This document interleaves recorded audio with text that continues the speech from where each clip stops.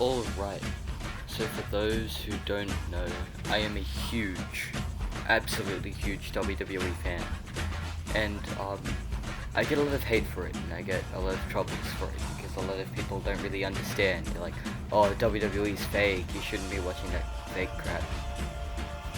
But what people fail to understand is, every single WWE fan knows the WWE's fake. We're not idiots. It's obviously fake. It's obviously scripted. But it's fake to an extent. And I know a lot of people are still not going to believe me when I say this, but it's true. You can see this compilation playing in the background. Those are real moves. So basically, what people fail to realize is that WWE is fake. It's scripted. And these people that you're seeing right now, a lot of them you know, a lot of them you don't, they're putting their bodies on the line weekly, week in, week out, just to entertain the world, and they don't even get paid that much. And a lot of people say, why would they risk their lives for that? But you know, it's what they love to do. A lot of people like to put themselves through this pain, and it's entertaining. It honestly is. And for those who still aren't convinced and think it's just fake, which honestly it kind of is fake because it's scripted. Well, think of it as a TV show. Whatever you see is supposed to happen. It's fake. Like if you watch The Walking Dead, there aren't actually zombies walking around. It's a fake show. They're acting. But it's entertainment. That's the point. WWE stands for World Wrestling Entertainment. It's made to entertain.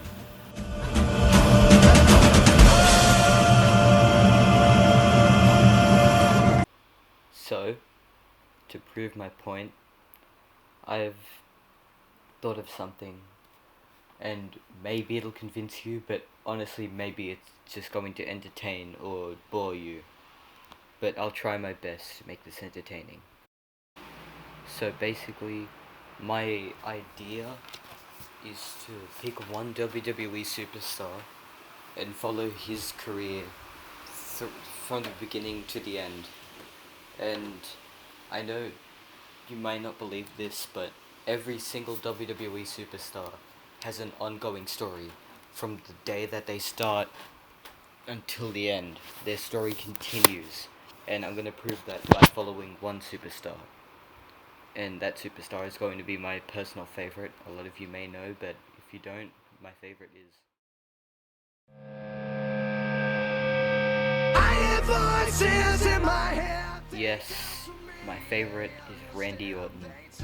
A lot of people knew this, and it's not a surprise for many, but Randy Orton's my favorite, and I'm just gonna quickly explain why. Basically, I've always liked the villain as a kid, and then growing up, Randy Orton was kind of always there for me as the villain character.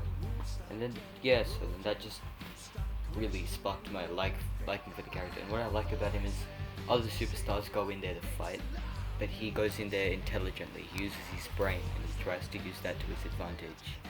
So yeah, he's just intelligent, especially compared to the others. So that's why Randy Orton's my favorite. I see heroes dying. I taste blood that's trying. I feel tension rising. So now it's time for me to actually break down his career from beginning to end. And honestly, way better to start than the beginning itself. They tell me things and I will do. They show me things I'll do to you. They talk to me. The year is 2002. So Randy Orton debuts in 2002 as the son of Cowboy Bob Orton Jr.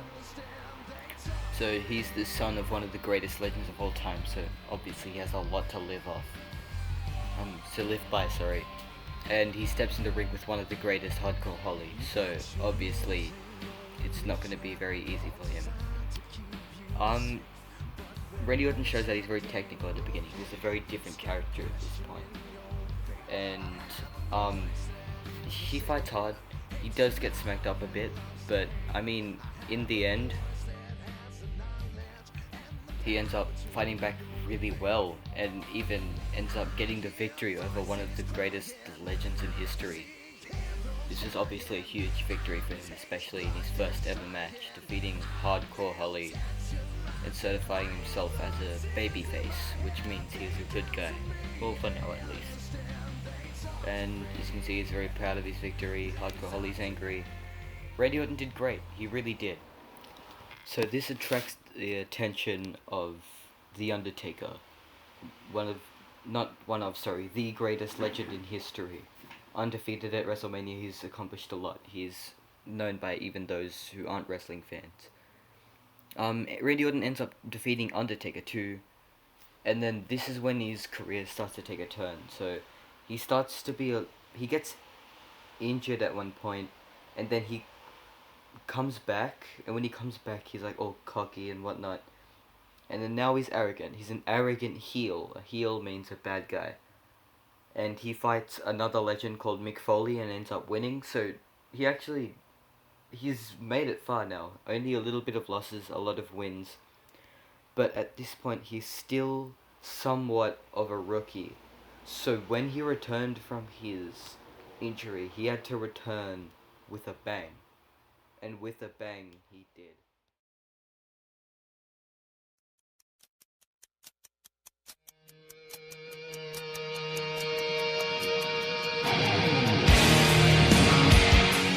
So when Randy Orton returns, he decides that he returns with a new group of villains. This villain group is made up of Triple H, who is the leader. Triple H at this point was very scared of his career. Everyone hated him, and he wanted to succeed. And he had a little army, but that failed. So then he decided to recruit people to help him. Don't agree with what I know. The next member was an old superstar that a lot of people knew. The biggest legend of all time, besides maybe Hulk Hogan, Ric Flair. Ric Flair was a much older wrestler. You know, he was there a while ago. He won the 1992 Royal Rumble, I'm pretty sure from memory. And then, so Ric Flair was the second member. He was about to retire and he wanted something to do, so he just joined Triple H. The third member was Batista. Now Batista is a completely different story. He's basically this wild, dumb animal, and basically he's just a wrecking machine, and Triple H can just use his dumbness to his advantage in whatever way he wants. And then the fourth member was Randy Orton, the rookie, the new guy, and his idea for the new guy was to make him his own. Unforgiven, unforeseen.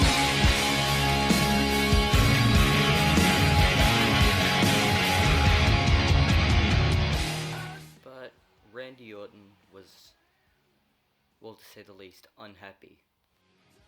Now, Triple H made Evolution so that he could protect himself and he could always be the champion.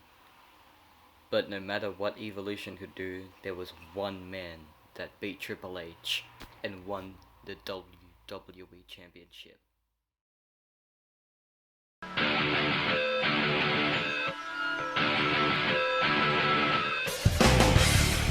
Chris Benoit is a little Canadian boy. He aspires to be a superstar and no one really takes him seriously because he's small. But in the WWE, there is a special event called the Royal Rumble, my personal favorite event of the year. 30 men enter the ring, and the last man standing wins a shot at the WWE Championship on the grandest stage of them all, WrestleMania. Chris Benoit won the 2004 Royal Rumble, and he took a shot for the WWE Championship against Triple H. And he won. But Chris Benoit wasn't the victor, well, at least a true victor yet, because there was one man standing in his way.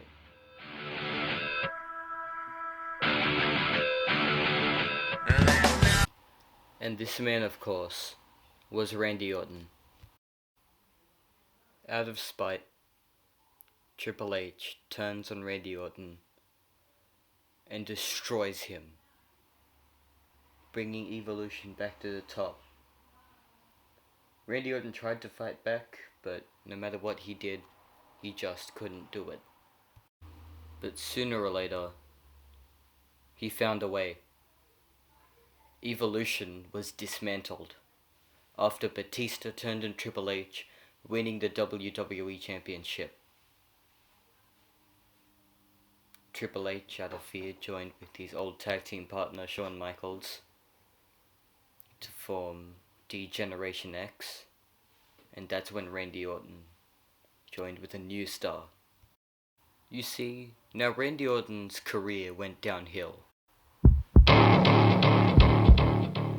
So, after losing the championship from Randy Orton, he went on to feud with many, many more superstars.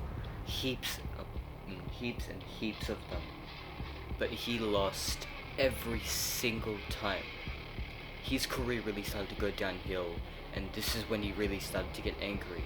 He had yet another heel turn, and he was a bad guy again. He was ruthless. He would hurt people with all of his power, and he was just an angry person in general. But that still couldn't help him. He was still helpless. This wasn't the end of him though, because there was some hope for him at least. A man came to him and told him that you suck now. You used to be the king and now you're nothing. So, since both of us and both of our careers are going downhill, why don't we join forces? And that man, ladies and gentlemen, was none other than... You think you know me?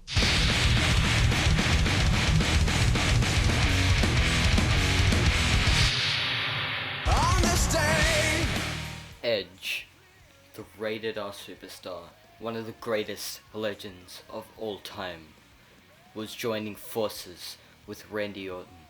This meant heaps for Randy Orton's career. They formed a tag team called Rated RKO, and they beat the crap out of D-Generation X, Shawn Michaels and Triple H. Randy Orton well and truly got his revenge. But after Edge thought that Randy Orton was going to turn on him, Edge hit Randy Orton with the spear, and their tag team was over. Randy Orton was the champion, the tag team champion with Edge, and after a brawling year, it was all over. But this really was the big boost for Randy Orton. And now, after a bit of waiting, he had a new plan.